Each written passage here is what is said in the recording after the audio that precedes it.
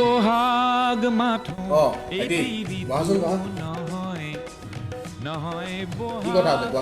দাদা পইচাটো দিয়ক। পইচা কিহৰ পইচা? মইতো পইচা দিব টকা আকৌ মনত নাই। দাদা কি কথা কয়? বিহুৰ পইচা আপোনাৰ ঘৰলৈ গৈছিলোঁ, বৌয়ে আকৌ ইয়ালৈ পঠাইছে। আচ্ছা বিহুৰ পইচা, ঠিক আছে ৰ'বা ৰ'বা ৰ'বা। এয়া লোৱা 50 টকা। কি কি ফাল্টু কথা কয়? 50 টকা? অ' দাদা আমি বিহু কমিটিয়ে আপোনাৰ পৰা 5,000 টকা এটা ল'ম বুলি ভাবি থৈ দিছোঁ। কি কথা কয় এইবিলাক? 5,000? নাই কি আজিলৈকে মই 5,000 টকা এই এমাহ ধৰি বিক্ৰী কৰিবই পৰা নাই। বাদ দিয়ক, বছৰটো ইনকাম কৰি থাকে, এদিন 5,000 টকা এটা দিলে আপোনাৰ একো মৰি নাযায় নহয়। দিয়ক আকৌ।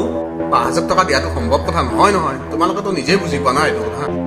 সেইবোৰ নকৰিব, 5,000 টকা এটা দি দিয়ক। গায়ককো দিব লাগিব 5 লাখ টকা, সেইবোৰ কোনে দিব? সেইটো তোমালোকেহে জানিবা। আমি জানি মানে বিহুখন কি অকল আমাৰে নেকি? আপোনালোকৰ নহয়? আপুনি অসমীয়া নহয়?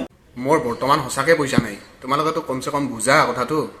ঠিক আছে দিয়ক, এটা কাম কৰিব, এতিয়া মোৰ পকেটৰ পৰা 5,000 টকা এটা দি দিম, আপুনি মোক অহাকালি দি দিব। নালাগে দিয়া ভাইটি, এটা কাম কৰিবা, তোমালোকে দুদিনমান পিছত আহা, মই কিবা এটা কৰিম। ঠিক আছে, মই নেক্সট সপ্তাহতে আপোনাৰ পৰা 5,000 টকাটো লৈ যাম। ঠিক আছে, মই এতিয়া উঠিছোঁ। শুনাচোন শুনা, এই তোমালোকৰ বিহুত অনুষ্ঠান কি কি ৰখিবা? অনুষ্ঠান মানে সন্ধিয়াকৈ আপোনাৰ মডাৰ্ণ গ্ৰুপ কেইটামান আহিব ডান্স কৰিবলৈ, 4-5টামান মাতিছোঁ। ভাল নাম কৰিছে, মজ্জা ডান্স কৰে। আধুনিক নৃত্য প্ৰতিযোগিতা এইবিলাক ৰাখিছোঁ লগত। আৰু আপোনাৰ আছে হুঁচৰি দল এটা। ঠিকেই, বিহু বুলি যে হুঁচৰি দল এটাক ঠাই যে দিছা তোমালোকে, সেইটোৱে বহুত। আৰু সম্বৰ্ধনা অনুষ্ঠান এটা ৰাখিছোঁ, আপোনাৰ সেই অজিত দাক দিম সম্বৰ্ধনা এটা। অজিত মানে তোমাৰ এই মদৰ বেপাৰীটো নেকি? 20,000 টকা এটা তেওঁ অকলে ডনেশ্যন কৰিছে, তেওঁক সম্বৰ্ধনা এটা দিবই লাগিব। ঠিকেই। হ'ব দিয়ক, সেইবিলাক বাদ দিয়ক, মেইন কথালৈ হওক।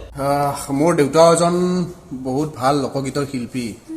তেওঁ আচলতে লোকগীত গোৱাৰ লগতে বিহুগীতো কিছুমান গায়। আৰু বিহুগীতক তোমালোকে সন্মান দিব বিচৰা যদি মোৰ দেউতাকো এটা স্থান দিব পাৰিবা নেকি?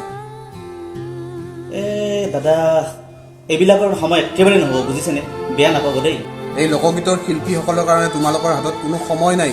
কি কৰিব, সময় নিমিলে বেলেগ অনুষ্ঠান ৰাখিবলৈ। এতিয়া তোমালোকে কৈছা সময় নাই, কিন্তু বাহিৰৰ পাশ্চাত্য মডাৰ্ণ এইবিলাক শিল্পীৰ কাৰণে তোমালোকৰ হাতত অজস্ৰ সময় আছে। এনেকৈ তোমালোকে আমাৰ এই বাপতি সাহন বিহুটিক মানে মৰ্যাদাহীন কৰিব ওলাইছা। হ'ব দিয়ক দাদা, এটা কাম কৰিম, বিহুৰ মুখ্য অনুষ্ঠানৰ আগদিনাখন আপোনাৰ সাধাৰণতা অনুষ্ঠান আছে, তাতে আপোনালোকৰ খুৰাক গান গাবলৈ দিম, তেতিয়া গাবলৈ দিব। ঠিক আছে, তোমালোকে বিচাৰিছা, কিন্তু সেই অনুষ্ঠানটোত যদি দেউতাই গান গায় তেনেহ'লে সেই অনুষ্ঠানটোত কোনোবা মানুহ থাকিব জানো? কোনোবা মানুহে সঁহাৰি জনাব জানো? তেনেকৈ সেই মানুহজন সেই শিল্পীজন ভাঙি নপৰিব। তেতিয়াহ'লে কি কৰিম এতিয়া? উপায়টো নাই, সময় নিমিলে। যদি গাই গাবলৈ দিব, আৰু যদি লাগে আমি একো কৰিব নোৱাৰিম দেই, বেয়া চেয়া নাপাব এইবিলাক। ঠিকেই কৈছা, মানে গান গালে গাব, নাগালে নাই। ঠিকেই, ঠিক আছে, আহিছোঁ।